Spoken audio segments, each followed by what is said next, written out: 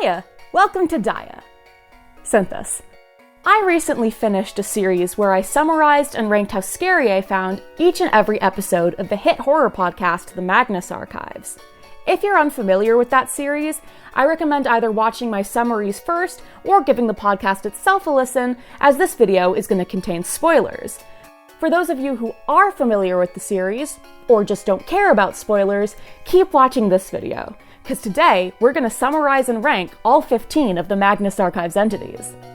As a refresher, in the Magnus Archives, the entities are 15 different beings, each of which personify and feed off of a different category of fear, which they try to spread through supernatural intervention. They corrupt people, places, and objects from our world into what are called avatars, which now have these supernatural abilities that they can use to spread their entity's fear. For each entity, I'll discuss the fears they feed on, how these themes affected me, my favorite episodes of theirs, if I could see myself becoming one of their avatars, and what a statement of theirs specifically designed to give me nightmares would look like, along with some recommendations of other media that reminds me of this entity for people who feel especially drawn to them. This video is based purely on how these entities are depicted in the Magnus Archives, as I haven't interacted with the spin-off series, the Magnus Protocol, yet. I'll be using the same ranking system I did for my episode analyses, where 1 means actively unscary, 2 means meh, 3, sure it's creepy, 4, okay I'm scared, and 5, this is gonna haunt me. Before discussing each entity, I'll flash some content warnings on the screen so you can skip any sections that might be triggering. Each entity's section works as something that you can just listen to instead of having to visually engage with if things like spiders or deep water are topics that you're fine hearing about, but it's the actual imagery that pushes you over the edge. Ready? Let's go! Oh, I have all my fingers. The knife goes chop, chop, chop. The slaughter's a weird one for me, because while on paper it looks like something that should scare me, the way it's written in the series just doesn't. The slaughter is the fear of torture, war, and unexpected bursts of violence. Jerry describes it as, "It's not cruel exactly or unstoppable like the end. It's just pure violence, not targeted or premeditated." But its main motif is war. War is typically cruel, targeted, and premeditated, and I think it's a little irresponsible to insist otherwise. It's this inconsistency that makes it hard for me to buy the slaughter, no matter how intense its episodes get. We rarely get to see the slaughter operate in civilian contexts, and while the violence in those episodes can be shocking, I find violence scarier when it has an interpersonal motive behind it, one an observer might relate to or recognize in people they know, introducing the possibility that such violence could be committed towards or even by them. An eldritch being made me do it isn't very relatable. The slaughter episodes that I find scariest are those that stop trying to insist this entity is lol so random and instead lean into the horror of the violence that humans are capable of before anything supernatural gets involved. Take the episode Total War, which focuses on a war criminal who is being haunted by the ghosts of the people he killed. I find that episode scary not because I fear for this character, but because I fear him. The aspect of war that I find scariest is how it strips people of their humanity, teaching us to smother our empathy and treat the enemy as vermin. The episode In the Trenches focused on a battlefront where statement givers described their opponents as child-devouring, rat-headed monstrosities that feel no pain, no remorse, and seek nothing but carnage. It's easy to justify fighting such an enemy, and if they can't feel pain anyway, what's the harm in taking yours out on them? It should be the fact that such ideal enemies rarely actually exist, and are far more often figments of propaganda. Directly after this passage, the narration highlights how both sides' equipment is practically identical. I thought this implied that the enemy soldiers might be more humans trapped by the slaughter, who is tricking both sides into viewing the others as monstrosities so they'd be more brutal towards one another. Had there been a moment where the illusion lifted and they realized that they'd been torturing fellow victims, this probably would have been one of my favorite episodes of the entire series. I want the shell hole scene from All's Quiet on the Western Front in the Magnus Archives. Since I didn't give any of the Slaughters episodes 5 stars, I tried to think of media that utilized its themes in ways I would. I noticed that many of these works, such as Come and See, Lore, Clara, Grave of the Fireflies, and Max, focus on children towards the end of World War II trying to process the violence they've witnessed. This theme of war destroying one's childhood continued to appear in works like Beasts of No Nation and Blood Meridian.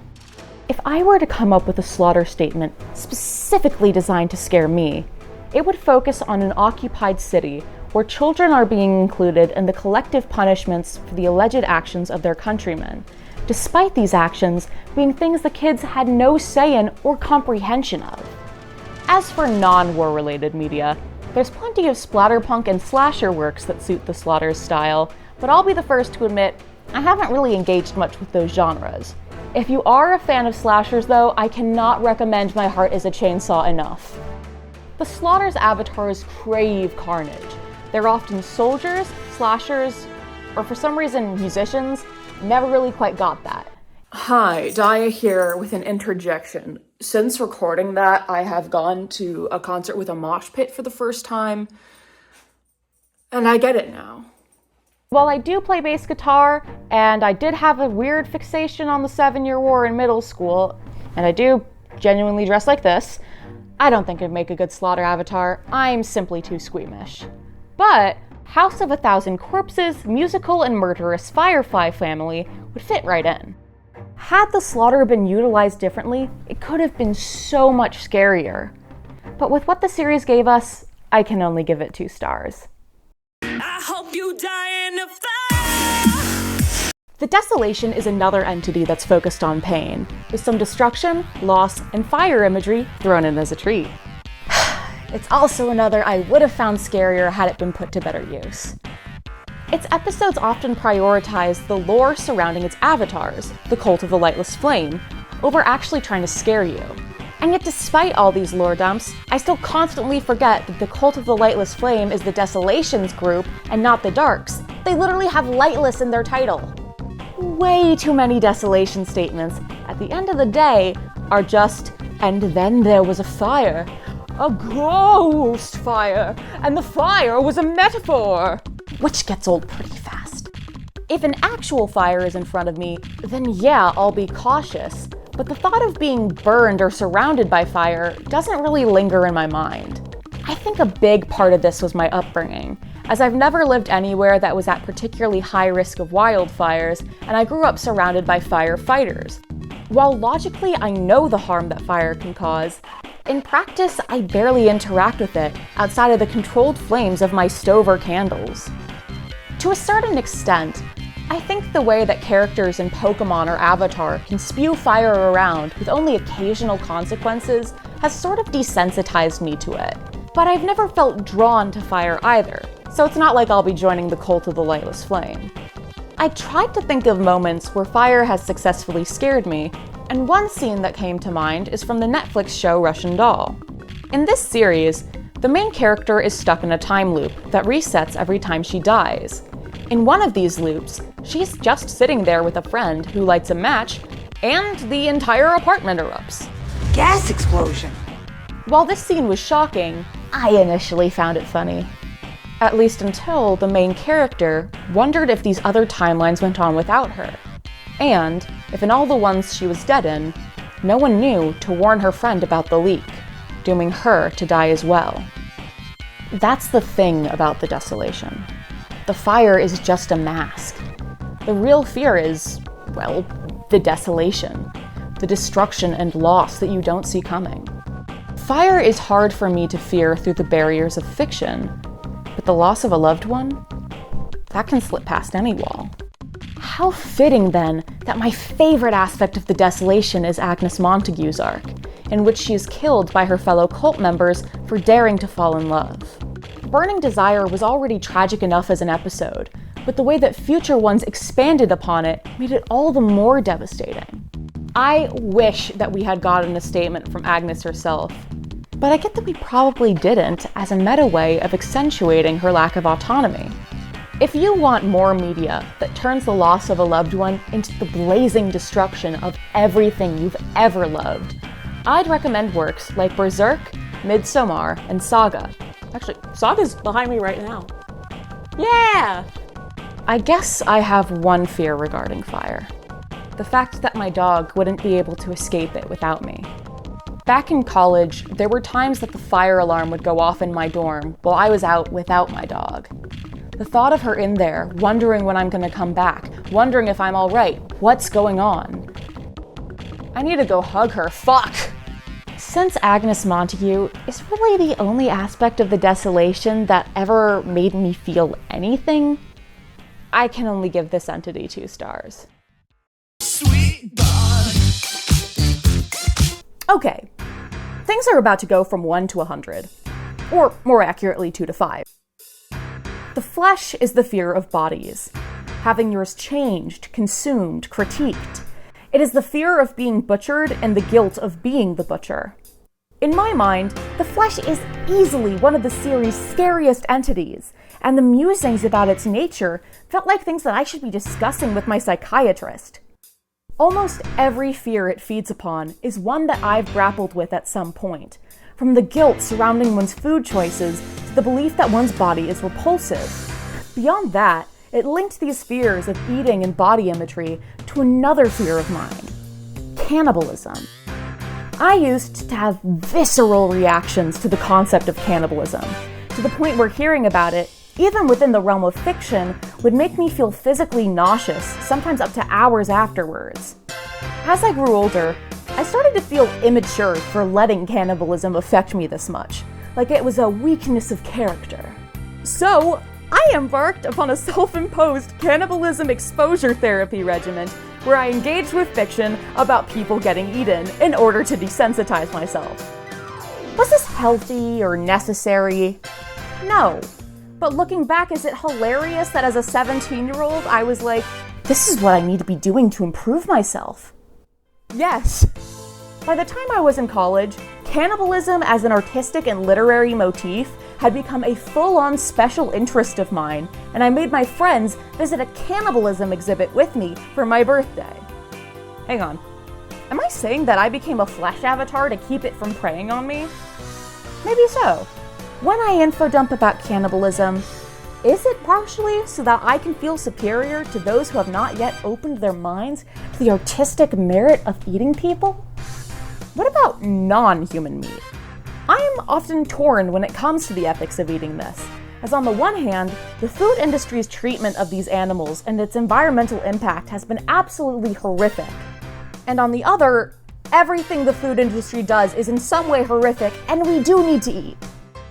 I've struggled to balance these truths, and so there's something about the mindless, guiltless, abundant consumption of meat in episodes like Meat or The Man Upstairs that I can't help but feel envious of.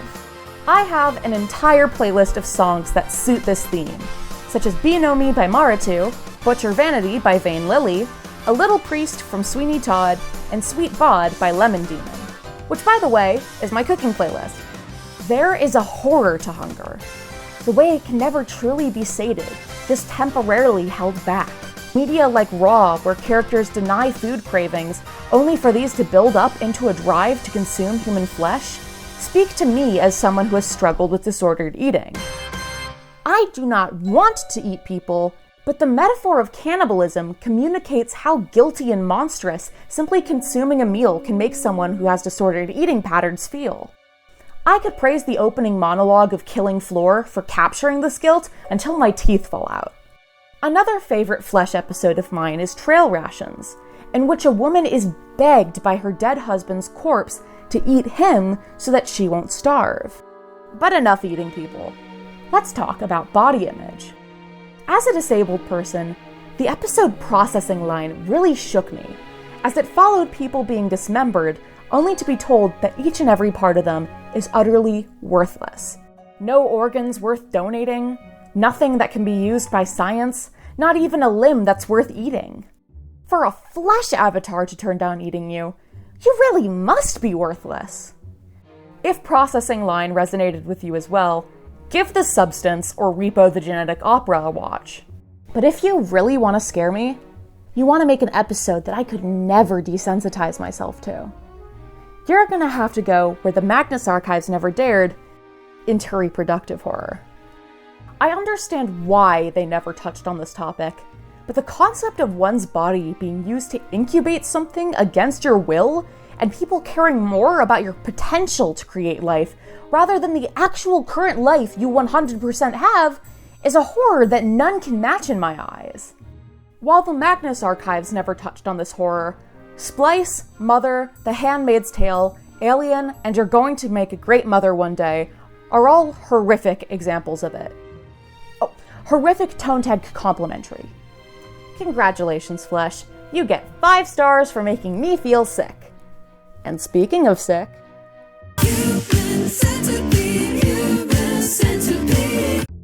The corruption is the fear of all that's considered unclean. Disease, bugs, decay, mold. I truly didn't think I was that scared of the corruption. If anything, I considered it more disgusting than scary.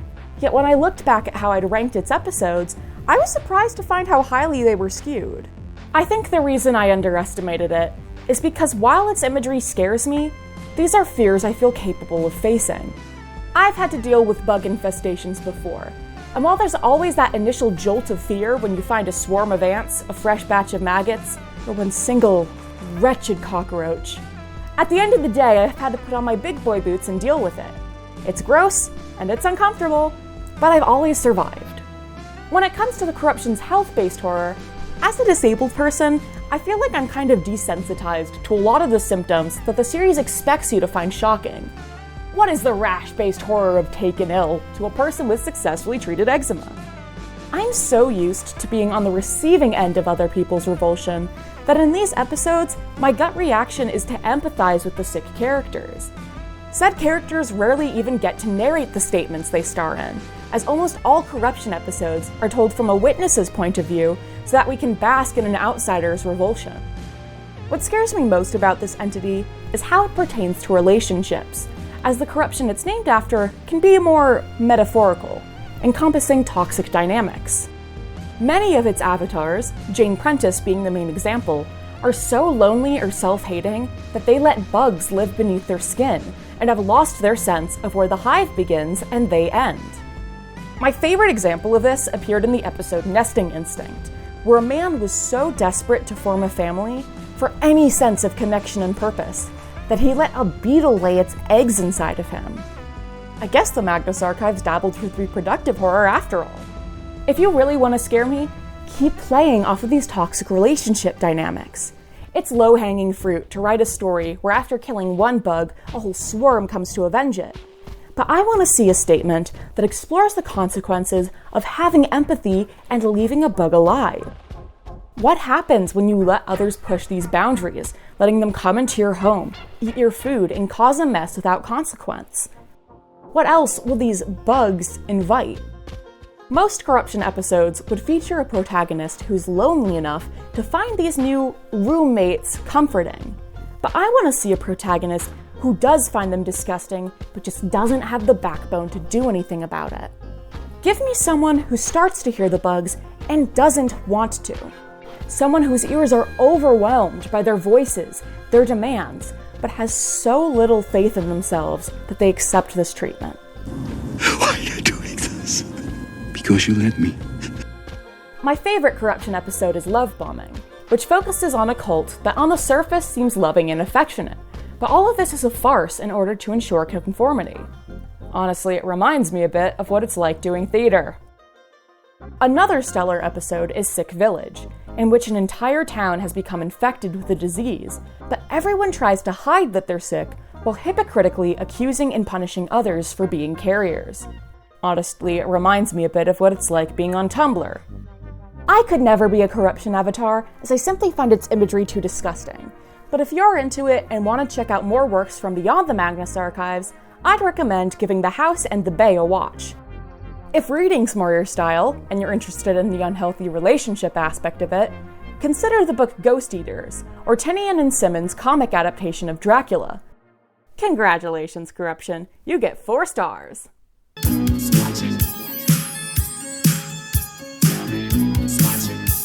Ah, the Eye, the Magnus Archives flagship entity. It feeds on the fear of being observed and exposed. It is judgment and secrets, information hazards, privacy violations, the compulsion to keep watching, keep reading, keep discovering, even at the expense of one's well-being. Being watched doesn't really scare me, which is good considering I'm constantly uploading myself to the internet. If anything, people staring at me in public or through a window makes me judge them. Yo, why is he looking at me like that? What's up, little bud? Got a staring problem, pal? I can't decide which I find more unsettling, having one person watch me or a whole group of them. On the one hand, one person's a creep while a group is a trial, but then on the other, one person it's easy to tell their opinion, but a whole group, they start to blend together and turn into background characters. The statement I think used the fear of being watched most effectively was the episode Parting, in which a person starts to sprout eyes and mouths that are controlled by a recently deceased elder who had spent their whole life judging the protagonist. I like how this episode serves as a metaphor for the way that we internalize other people's criticisms of us, and if I had to deal with that 24/7 unsolicited commentary, I would lose it. How do you know what's good for me? That's my opinion! Well, that's the fear of being known. The I is also the fear of knowing. I think some of the most terrifying moments in this entire series are the ones where Elias reveals information to hurt his coworkers. In Martin's case, Elias revealed that not only did Martin's mother never actually love him, she genuinely despised him. And then with Melanie, Elias made her feel what her father did in his dying moments. Yikes! Scrutiny is another great episode, especially with the reveal that everyone who has given a statement to John now sees him in their nightmares just staring at them. This episode reminds me a lot of the movie Dream Scenario, in which a man starts being told by strangers that he's been appearing in their dreams, just standing there. He's just standing there, menacingly!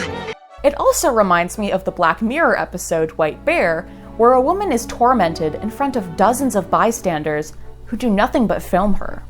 Black Mirror in general is a very I-type show.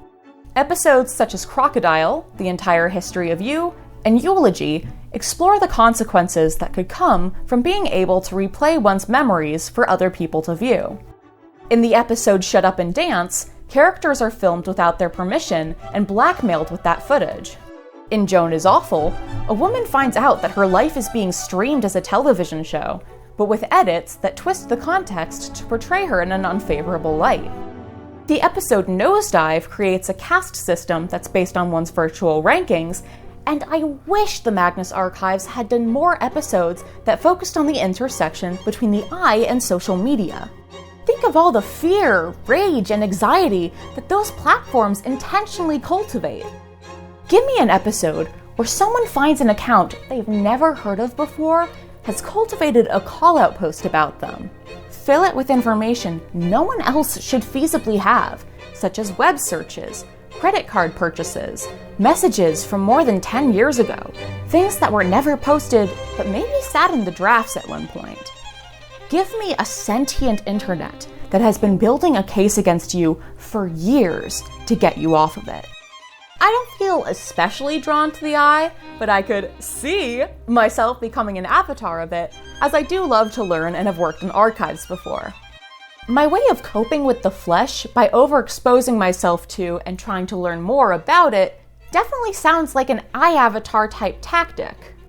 I spend way too much time watching iceberg videos about disturbing media, which might be why I was desensitized enough to rank some episodes as controversially low as I did.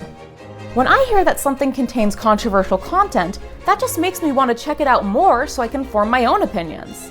But this is only in regards to fictional media. When it comes to actual people, I go to an opposite extreme where I don't need to know.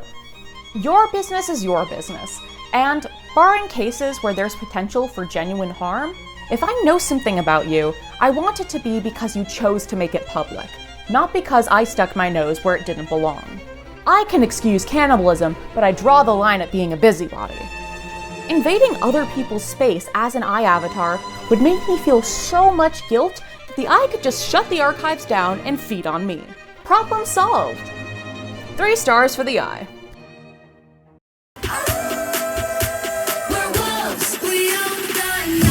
The hunt is one of the most primal fears, that of being pursued. Its imagery evokes pack mentalities, man-eating monsters, and predatory animals. Now listen. I'm a physically disabled person. I need a cane to get around most of the time. The thought of getting chased has never scared me, because I've always known I wouldn't stand a chance.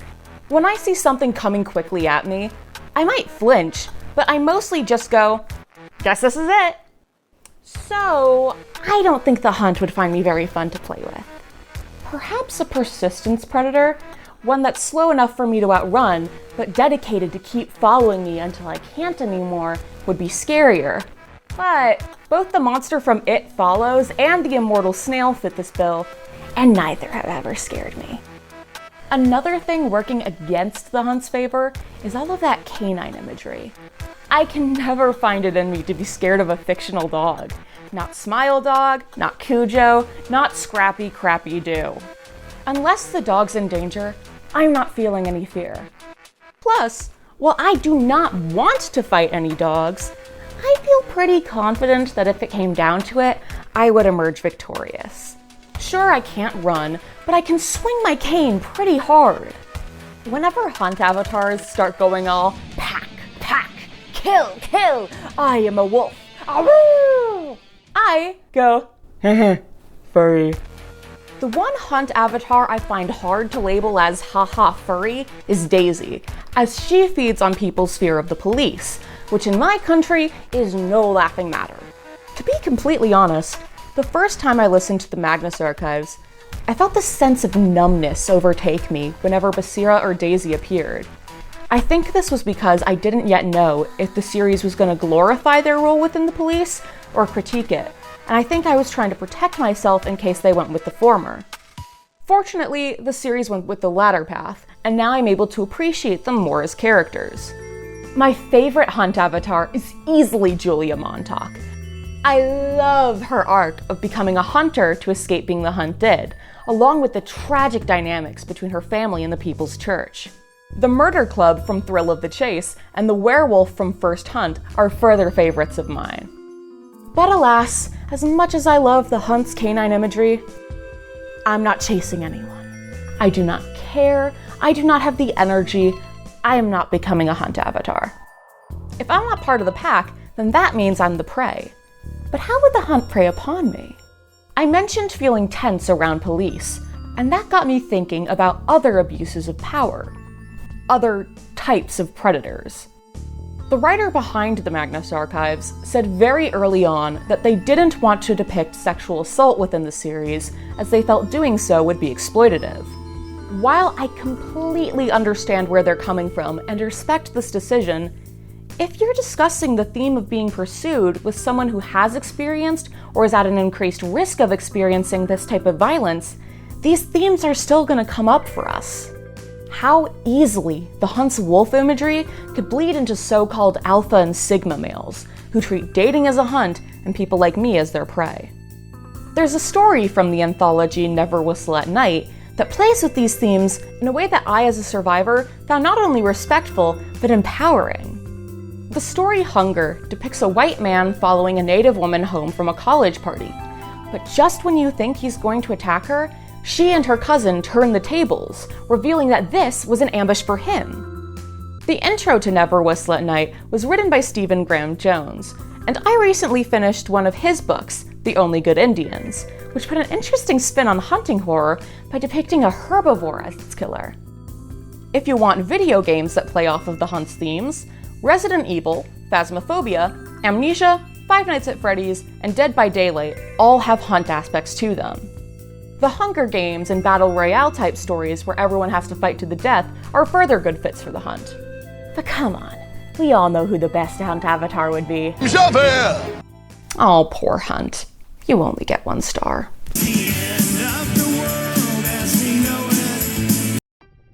In German, there's this word Weltschmerz, which roughly translated means despair caused by the state of the world. And I can't think of any better term to describe the extinction. The extinction is the fear of catastrophic change, Earth's destruction, species dying out, and especially when it's humanity's fault. Like the corruption, it often manifests as pollution or trash, only it tends to take less organic forms. It also plays with imagery linked to climate change, technology, and nuclear weapons. The extinction is terrifying. As I tried to write the script and critically engage with the extinction's themes, it was so overwhelming that my mind kept going blank. Definitely couldn't be an avatar of it then. To be completely honest, I tend to avoid media about the extinction's themes, as I found, more often than not, these works paralyze people instead of encouraging them to actually do anything about the very real issues that these works are commenting upon. These are fears we cannot afford to desensitize ourselves and give in to. Some works that play with the extinction's themes in ways that I found poignant without becoming paralyzing include the video game I Was a Teenage Exocolonist, the songs As the World Caves In and Las Ligen, and the book The Last Children of Tokyo. If you're wanting to be overwhelmed, though, check out the movie Threads and emerge devastated. Due to its late debut in the series, the extinction only received 5 statements. My favorite of these is Decrypted, that one where the guy's iPod starts spouting seemingly random numbers. When initially listening to it, I felt more curious than scared as to what the numbers could mean. But when I decoded them and realized that they meant the world is always ending, my stomach dropped. My second favorite extinction episode is Concrete Jungle, in which the statement givers find a part of the Amazon that's corrupting the organic material around it into metal, concrete, and plastic. That episode is explicitly located within Yanomami territory, a detail that wasn't lost on me given that group's battle against resource extraction and colonialism, which you can see in the documentary The Last Forest. For an extinction statement to earn those 5 stars of fear, I'd like to see it play more with the pollution motif. The imagery from Concrete Jungle of these people choking to death on trash has really stuck with me, and given the giant garbage patches, landfills, and clumps of pollution that exist in our world, I think there's ample room for collaboration between the extinction and the buried. It's a shame we only ever got 5 extinction statements, none of which passed 4 stars in my book. Right now, I feel like I'm more scared of the extinction's potential statements rather than what was actually done with it in the series. So, for now, let's give it 4 stars and hope that in the Magnus Protocol it can earn that 5th. All I wanna do is see you turn into a giant woman, a giant woman. The vast is the fear of wide open spaces, such as the sky, sea, and space, along with how insignificant we feel in the face of them. I'm at peace with said insignificance. I don't need to change the world, let alone the universe. I just want to have an impact on individuals in my community. That said, I've never had to genuinely contend with the vastness of the sky. I grew up in cities where I'd have to crane my neck back to see it, and everywhere else I've lived, there's typically been plenty of trees blocking it from my view. However, when I was around 15, I got to visit Iceland, and there were some parts of it that were nothing but rock, snow, and sky for miles. It was an emptiness I wasn't accustomed to, but a comforting type. I didn't feel insignificant or worry about getting lost. I felt like the land and I were getting to know one another without any obstacles to block our way. I also felt protected by how, if anything tried to come at me, I'd be able to see it well in advance. Considering all the dreams I've had about flying, I was starting to think I'd make a pretty good vast avatar. Then I remembered that the vast includes the ocean, and screw that, there's anglerfish in there. Every week, scientists are pulling some new monstrosity out of there and reminding me why I'm not going in any water that's deeper than 6 feet. I am not at all surprised that I ranked episodes like Adrift and High Pressure 5 stars. The idea of sinking through the ocean with nothing there as these monstrosities close in on you. On land, large creatures don't bother me much, because most of our large animals are just gentle giants. But in the water, I don't care if the basking shark is friendly and only eats zooplankton, emotionally it doesn't. and squids?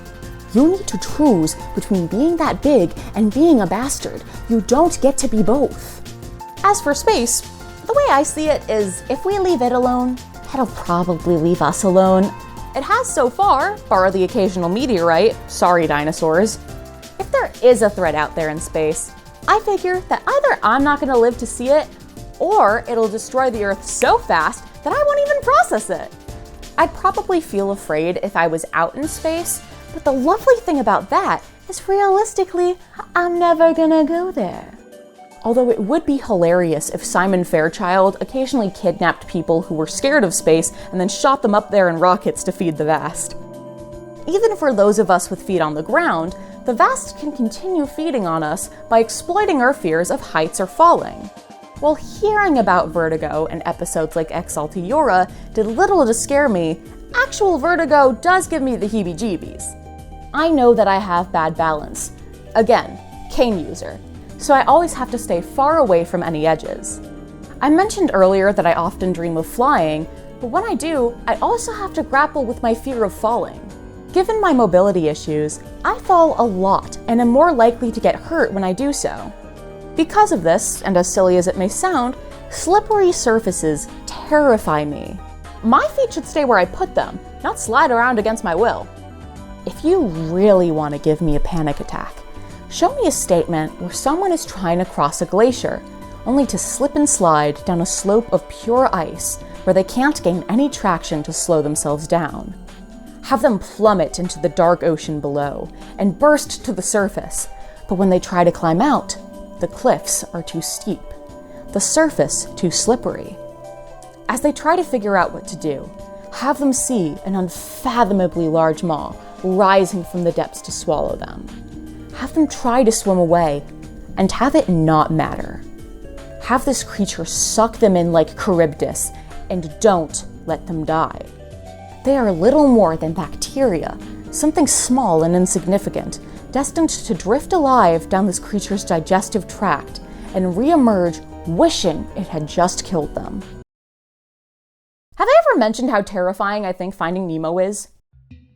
Okay, but as for some serious recommendations, if it's the space aspect of the vast that appeals to you, and you're a fan of journaling games, check out The Wretched. If you'd rather consume something with a set narrative, though, check out the movie Gravity. As for the ocean, the obvious pick is Subnautica. Want to get vertigo? Richie's Plank Experience is one of the most terrifying games I have ever played. But if you don't have access to a VR headset, just watch the movie Fall instead. As for horror that's purely about the sky, since I don't really find the sky scary, I'm kind of struggling to think of anything. But if any of you have recommendations, please leave them down in the comments. I love the sky, but I hate deep water more. I'll give the vast 5 stars if it promises to never send me into a void. Actually, that'll probably only incentivize it to do so, because that just means I'm more scared of it. Lonely.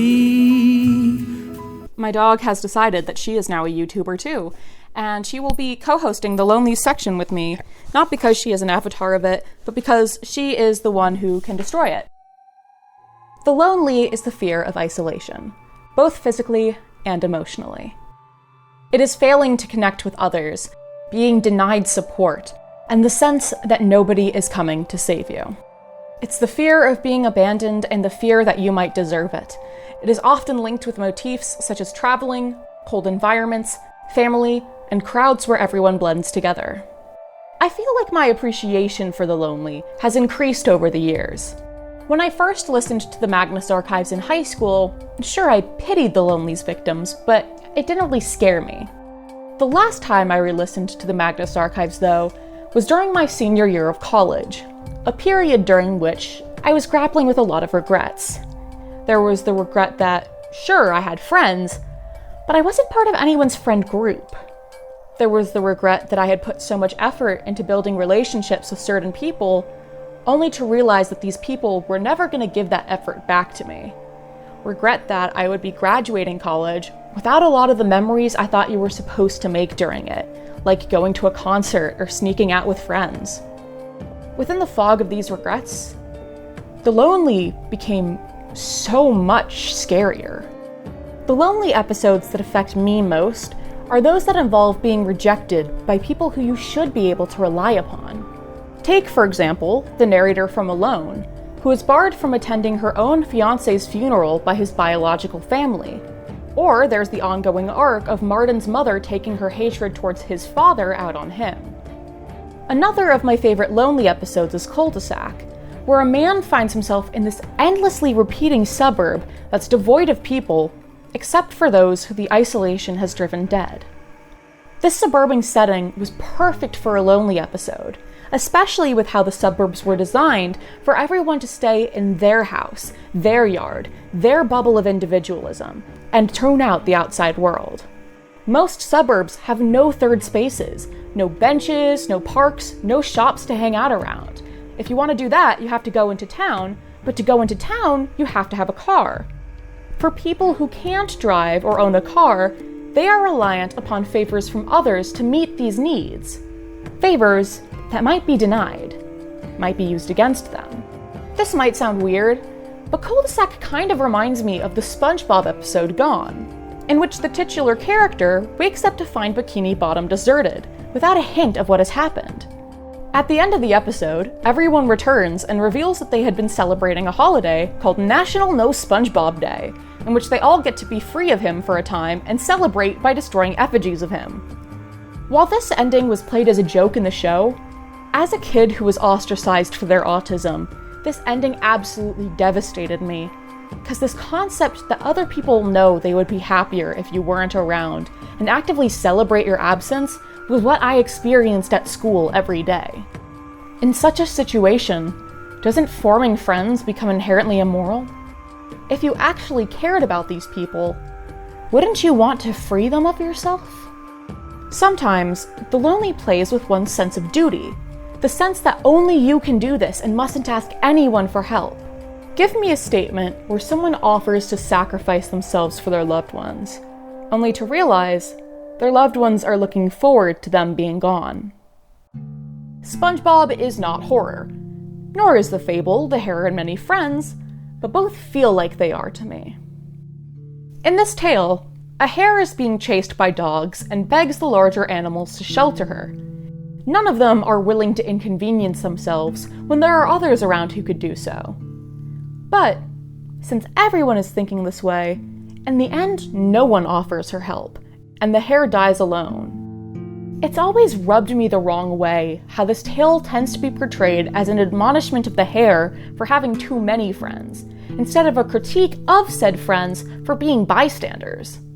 Having a lot of friends isn't the problem. The problem is having low-quality friends who are looking to push you off onto someone else. Whenever my more sociable friends come to me for help, I don't think, oh, they have plenty of friends, they can just go to someone else for help. I think, out of everyone you know, you're trusting me to help you with this. That is an honor, and I'm not going to break that trust. Now for a work that was actually intended to be a piece of horror, I found it hard to do a playthrough of Die without the lonely getting involved. This tabletop RPG has estrangement between player characters built into its very system. But if you're so lonely aligned that you don't have anyone to play it with, there's an actual play podcast called The Neon Shadowlands that I think you should listen and cry your eyes out to. A couple of years ago, I could have seen myself as a lonely avatar. I avoided parties, and those I did attend, I didn't know what to do with myself at. I avoided the cafeteria because it was too crowded, so instead I ate in lunchrooms. If I had to go out in public, I would try to do so during bad weather or at night, because I knew that fewer people would be around. Some of these things are still true, but in recent years, I've gained a stronger desire to connect with others. I've hosted craft nights and holiday celebrations, and I take great pride whenever two people I've introduced to one another hit it off.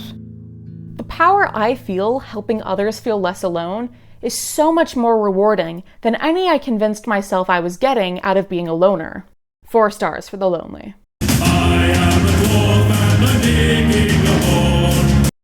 The buried is the fear of being trapped, crushed, unable to breathe, immobilized. Its victims often end up underwater, underground, or in cramped spaces like this one. Given everything I said about the vast, it should come as no surprise that I'd find being underwater scarier than being underground. As As for cramped spaces, they're uncomfortable, but I'm fine. Whenever I encounter fiction based on the premise, there was this small space and I was so curious, so I tried to explore it, but then I got stuck. All I can think is, what did you think would happen? The book We Used to Live Here features a child who has a habit of running away into small spaces like this one. The scenes where the adults have to search these spaces to try to get her out are some of the rare instances that claustrophobia horror has actually worked on me. The Magnus episodes Entombed and The Worms have also managed to do this successfully. If you're into this sort of horror, I thought As Above, So Below was laughably bad, but you'll probably get a kick out of it. You should also probably give The Enigma of Amigara Fault or Ted the Caver a read. As for the buried suffocation motif, that is a scarier feeling that I start to sense in my throat just by thinking about it. There's something about having a time limit, knowing you only have a few seconds to take a breath before everything ends. It's simultaneously a death you do and don't see coming, as while you don't get much of a warning, you do get just enough of one to hypothetically do something about it, to realize that you're about to die. The buried can also represent being buried in a more metaphorical sense. Buried under anxiety, buried under debt. That aspect of the buried feels very familiar. As while some people hyperventilate during their panic attacks, I'm one of the types that struggles to breathe at all and feels like something's crushing my chest. If you want to experiment with some metaphorical burying, give I Saw the TV Glow a watch. I think the scariest buried episode is Lost John's Cave, especially when one of the sisters is underwater and tries to resurface for air, only to find something blocking her. My favorite buried statement is dig, since I related to the character's fixation on a specific task. Yes, I too must dig hole. I must go in hole. Hole is good. Hole very good. Dig, dig, dig. And I'm saying this without a Lightner book influencing me. So, who knows? Maybe I'd make a pretty good buried avatar. My favorite part of Minecraft is the caving, and my favorite Pokemon type is ground. We haven't met many of the buried's avatars, but those we have seen like to be submerged and feel stressed out by open spaces. I do like to bury myself in blankets, and I suppose I'm no stranger to burying myself in sand either. But while the pressure's nice at first, your boy needs to squirm. When stressed, I sometimes find it comforting to curl up in a small space. Although, not like this one. I don't like feeling constricted. Even just hugging or shaking someone's hand can make me feel uncomfortable if I don't know the person well enough. I actually find the buried scarier when it plays with the feeling of being trapped in a space you can move in. Like in the episode Underground, when a cave-in blocks the protagonist into a subway car. Being locked in a room scares me far more than being locked in a closet, because when locked in a room, there's still the sense that one can do something. It reminds me of quarantine, having to stay inside for days on end due to extreme weather, and all the times I've been struck sick in bed, conscious and craving stimulation, but unable to pursue it. Scenes where a character is locked away in a room, especially under the excuse that it's for their own good, really rile me up. I hate it when a burying is a betrayal. How dare you hide me? How dare you try to tell me where I can and cannot go? Here's a statement that would scare me.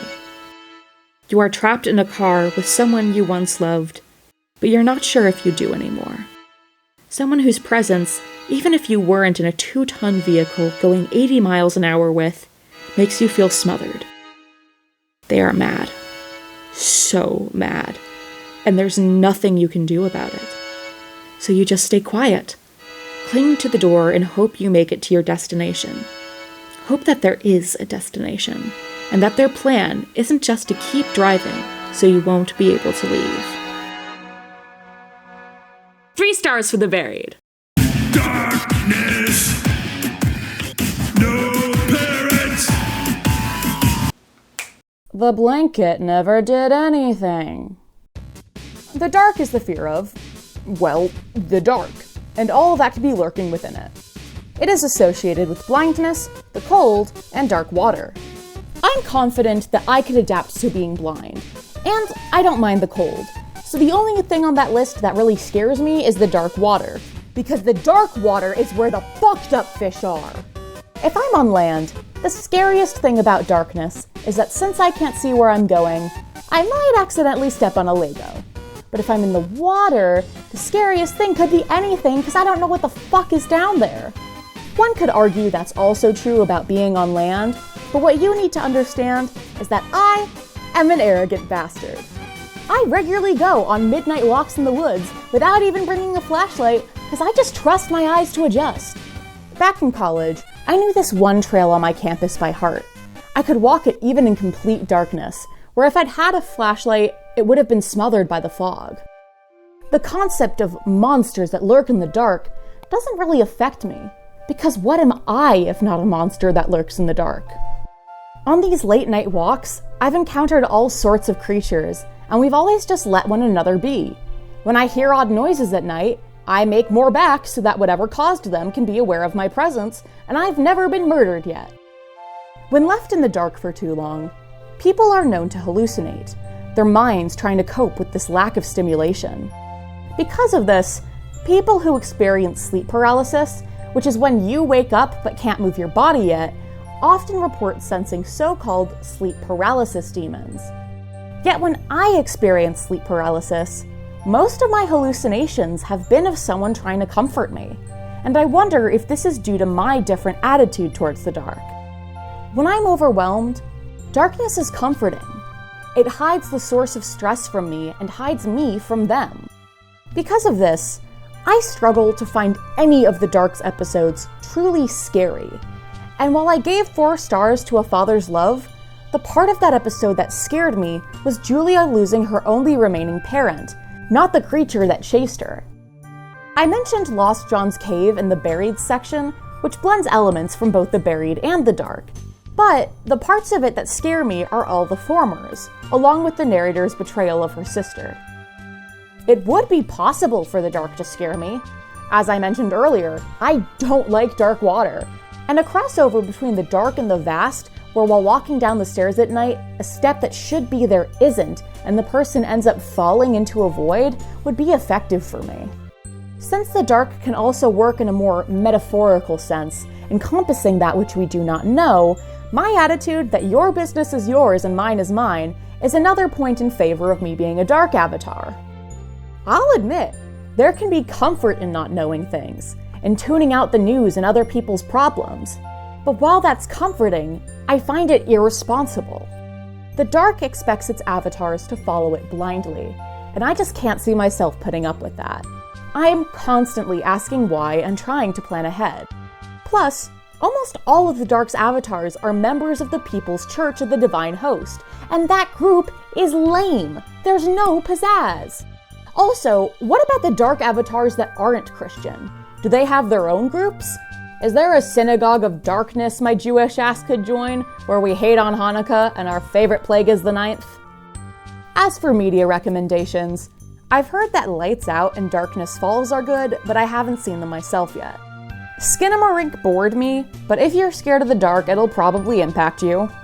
One's instinct might be to sort the video game Iron Lung into the buried or the vast, but I think the mechanic where you have to snap photos and wait for them to develop before you can see anything, along with your reliance upon sonar, is more fitting of the dark style.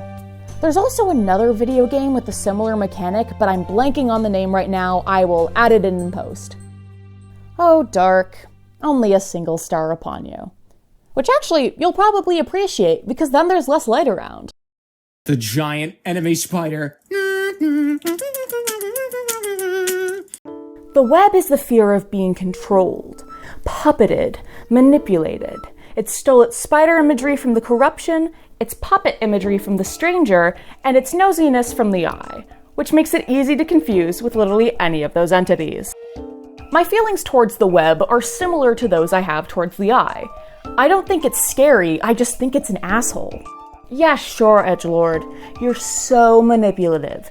You're such a genius. This is all according to Keikaku. I'm getting real tired of your first-year psych student bullshit. I don't care if I'm being controlled, because I already assume I am. I'm controlled by a variety of factors, from capitalism to my own hormones. You aren't special for holding some of those strings. So what if I don't have free will? I never thought I did. What would confirming this really change for me? When I hear people treat their ability to gaslight others as a bragging point, all I can think is, you're insecure, you're insecure, you're insecure, you're insecure. You think you hold the cards? Oh, no. I do. Because you need me to pay attention in order for your little power play to work. And I don't humor people with the interpersonal maturity of middle schoolers. If you want a web avatar to impress me, emulate Annabelle Kane revealing that she was the one behind the tape recorders, because that was good writing. You want more good writing that takes a web-style approach to its horror? Check out Gone Girl, Hereditary, Death Note, Baby Teeth, Old Boy. I love it when the web is utilized successfully to recontextualize episodes from seasons ago. The strongest example of this, and in my opinion, the greatest web episode overall, is A Guest for Mr. Spider. The format of a children's book gone wrong was already creepy enough, but then you find out what reading it does to people, and then, seasons later, you find out it was yet another of Annabelle's tools, and the crowd goes wild. Two of my other favorite web episodes are The Puppeteer and Creature feature, both of which have avatars that work within the film industry. I took a lot of film electives in high school, and was even almost a film minor in college, so I guess the web's got me there.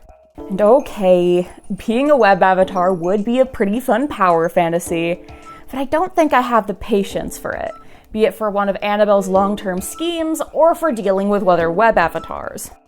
I love Annabelle as a character, but if I had to deal with her being all... You ever heard of gaslighting? That's like my specialty. I'm the devil. Did you know that? Hi, nice to meet you. I'm the devil, Sonic. In real life, I'd get so sick of her so fast. Never talking to me again better be part of her grand master plan. But what should the web do if it wants to scare me? Well, I don't really care if I'm being manipulated. Mass compliance is terrifying to me. Fittingly, there's a movie called Compliance, in which a man pretends to be a police officer to pressure people into doing as he says. There's also The Wave, in which a teacher tricks his students into joining a pseudo-fascist movement to teach them a lesson on how they aren't immune to propaganda. It isn't lost on me that many of the works with the web's themes that I find scariest are all based on actual events. Like with The Slaughter, it's the depersonalization that scares me, that I'm just following orders excuse. It's less about the manipulator themselves and more about people's eagerness to embrace the manipulation. 1 star, Spider, you can puppet my ass.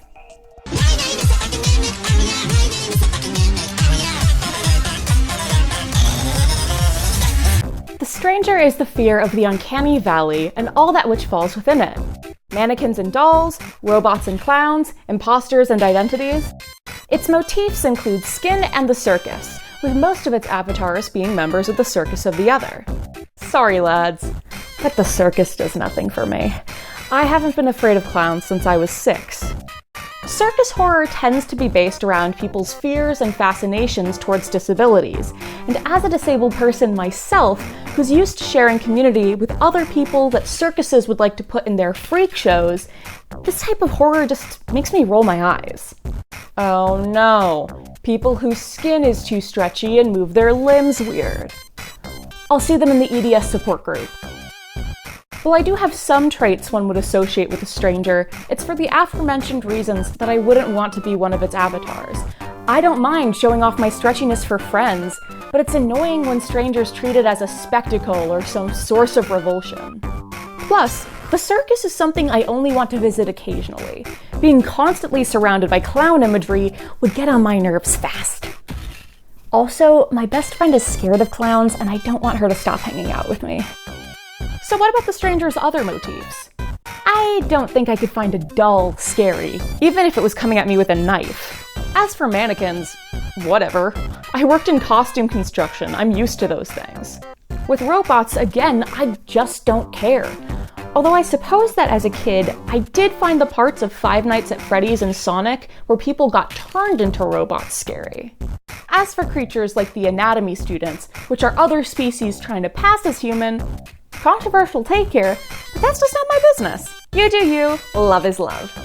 Many of my favorite Stranger episodes are favorites of mine, not because I found their avatars scary, but because I found their avatars endearing. You've got mischievous mannequins, dolls that will rip the jaw off of your asshole ex, and creatures wearing human skin so that they can attend college classes. Get that education! A way that the Stranger could scare me is when it borders on becoming the self through its imposter motif. The not them replacing a loved one, and you being the only one who knows, absolutely unsettles my stomach. And there's something about it not even taking the person it's replaced's form, but rather tricking everyone into thinking that this new face had always been theirs. You want to know what would really scare me though? If the not them didn't kill its victims, but instead just stored them away until it had successfully ruined their life, and then let them reassume that identity and deal with the fallout of what it did in their names.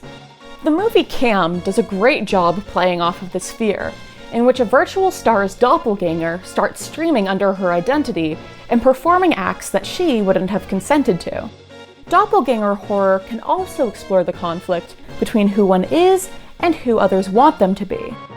Sometimes, seeing other people prefer their doppelganger pushes the protagonist to work on their flaws and improve themselves. But, in works like Stepford Wives, it makes the protagonist realize how little others ever cared about the real them, instead seeing this person as a vessel to remold into a character the other has in their mind. I believe that doppelgangers are an attack on one's self-esteem. I'll admit, sometimes when I'm around people who look or act a lot like me, I feel kind of threatened. I suddenly get to be the observer in what it must be like to interact with me, and it's weird. If I don't like the person, it's often because I see my own insecurities reflected in them. But then, if I like the person, I worry that everyone else will too, and that they'll replace me. A statement about a Stranger avatar that feeds on this fear by impersonating a person but exaggerating their worst traits would get me so riled up. It would get worse if this avatar started to invade the person's communities, slowly replacing them and getting them blamed for things the avatar had done. I've already mentioned the book We Used to Live Here in this video, but for me, its most upsetting scene was this one where a character was being confused for another. Everyone was calling them that character's name, expecting them to act as that character would.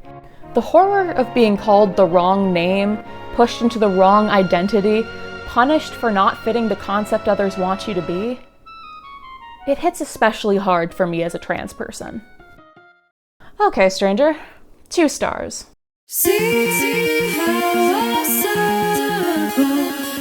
The spiral is the fear of reality, or more accurately, unreality. It's the fear that you are crazy, that this can't be real, that only you can see this. It manifests in mazes, fractals, physical impossibilities, hallucinations, and of course, spirals. Fractals and spirals do nothing for me. That's a geometric object. You want me to scream over a square? A lot of the Spirals episodes revolve around physical impossibilities, such as never-ending hallways or staircases, but these just don't affect me. I feel like if I came across something like that, I'd give it a test or two, but then I'd go, well. And then I'd just sit down and wait, because why wear myself out?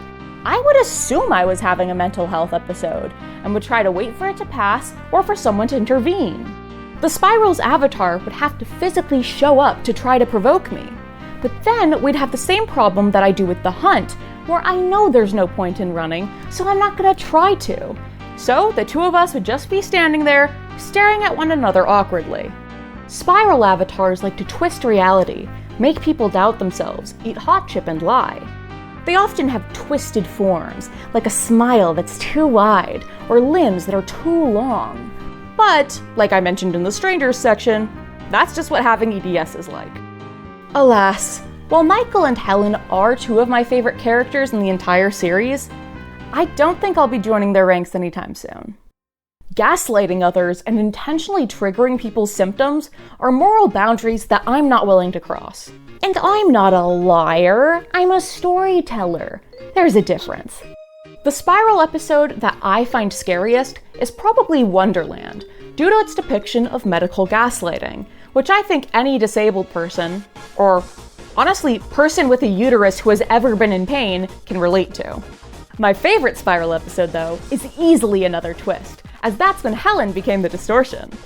She's my hallway wife, my door wife, and I forgot to mention this in my summaries, but at one point she says that when she was a human, she was a Tory, and some people think that she was trying to mess with John, but I don't know. I'll give the Spiral this. It has some pretty iconic imagery. The guy who eats his computer in Binary, the twisted clay from Sculptor's Tool, and of course, the distortion's doors are all such striking visuals from a work in a medium that doesn't have any. If you want to interact with some media where you can actually see the spirals, Uzumaki feels like an obvious choice, as its premise is literally a town full of people are scared shitless of spirals. Never worked for me, but maybe it will for you. If you want horror based on physical impossibilities, then you've probably heard of the book House of Leaves. You've also probably heard of the Backrooms, but I'm gonna be so honest, I find the Backrooms as boring as the wallpaper that lines them. The Shining also suits the spiral, what with Jack's worsening mental state, Danny's visions, the twisting corridors of the hotel, and its hedge maze. When it comes to works surrounding delusions and neurodivergency, the horror genre is pretty infamous for mishandling these subjects. There's a difference between one's fear of their own mental illness and others' fears of mentally ill people as a whole. And before the recent boom of films where the monster is a metaphor for grief, horror almost exclusively focused on the latter. But the former isn't off the hook either. Even though it shows more empathy towards people with these conditions, it can still demonize the conditions themselves. Now let's come up with a statement that would send me into a spiral. Give me someone who's been treated horribly and collected tons of evidence for this, only once they bring it to court, everyone there goes, why have you collected all of this? That's kind of unhinged. Are you sure you're not the problem? Maybe you're a stalker. By the end of the trial, somehow it's the victim who's getting punished, while everyone else is trying to coddle the perpetrator, because how dare this monster try to hold you accountable? Problem is, this wouldn't make sense as a statement. There's nothing supernatural in it. This is just a completely accurate portrayal of how bullying is handled in American high schools. 3 stars. Die, you're all gonna die, you're all gonna die. Save the best outfit for last. Fittingly, we end with the end, which is the fear of death and its associated imagery, such as graveyards and bones. Much like with the flesh, the end subject matter used to horrify me, until I engaged in some self-prescribed exposure therapy that my actual therapist said was extremely unhealthy. It was actually my success doing this with the end that inspired me to try it with the flesh. Avatars typically engage with their entities to feel powerful, and I researched death because knowing more about it makes me feel like I have more control over it. This leads me to believe that I'm a pretty good fit for an end avatar. I mean, come on. The 3rd video I ever posted to this channel was an analysis of my favorite mortuary scenes. I'm also fascinated with how death is personified, so it would be an honor to become one such personification. Some of my favorite of these include Der Tod from Elizabeth, La Muerte from the Book of Life, Death of the Endless from DC Comics, Gewata Tod from the Brothers Grimm fairy tale, and the narrator from The Book Thief. My friends have also assured me that I'm going to adore Mort once I get around to reading the Discworld novels. I know that for the other entities, I mainly recommended horrors and thrillers, but for the end, I want to point you in the direction of some more death-positive works, such as Blackbird Blue Road, You Died, and A Mortician's Tale. If you insist on something horror though, Lake Mungo or The Haunting of Duology should both suit your tastes. As for the Magnus Archives, my favorite end episodes include Cost of Living, Dead Woman Walking, and the one I personally find scariest, Cheating Death. I love the plot twist, where in trying to escape death, the narrator ended up becoming it. We see the consequences for trying to outrun the end again in Cost of Living, where the narrator keeps dying but can come back to life by killing other people, snuffing out countless other lives instead of accepting the end of their own. Despite my affection for the end, death still scares me. I can accept it as a natural part of life and want us to be more frank in our discussions about it, while also admitting it's terrifying at times. The thing I struggle with most is anticipatory grief, which is when you start to mourn a person before they've passed. For years, every interaction I had with my Opa was tainted by the fear that it would be our last. Whenever I came back from seeing him, I would go through the stages of grief, only for the cycle to repeat just a few months later the next time I visited him. I'd love to see the narrator from Cost of Living's loved ones give a statement about what it's like to have this person die and come back over and over again, never sure what to do with your grief. At first, every death is equally devastating, but inevitably, you'll start to care less. And then you'll feel horrible for caring less, because what if this time is really it? A guilty part of you wants them to stay dead, so that you can move on. Oh, and you are fascinating and terrifying. 4 stars. So, here's the complete tier list. Let me know in the comments which entities you fear and which ones you'd serve, along with any details you think that I missed or underappreciated. I'd also be curious to hear which of the statements that I came up with would scare you most. Oh, also, since the entities in the Magnus Archives affect all animals and not just humans, I'll be uploading my dog's ranking of all the entities to my Patreon for the $4 tier. If you want to support me in creating these videos, Patreon is one of the best ways to do so. Just $1 a month gets you weekly updates, while at the $4 tier, you get a director's commentary whenever I make a video essay, sneak peeks at the art for upcoming videos, and bonus content such as that aforementioned dog post. For those of you without any change to spare, I get it. Simply watching this video all the way through, leaving a like, a comment, and subscribing already do wonders for it in the algorithm. In fact, if you want to support this video but have no idea what to say, just drop me an emoji you think is neat. Thank you for sticking through my spiel, and I'll see you all soon. Bye!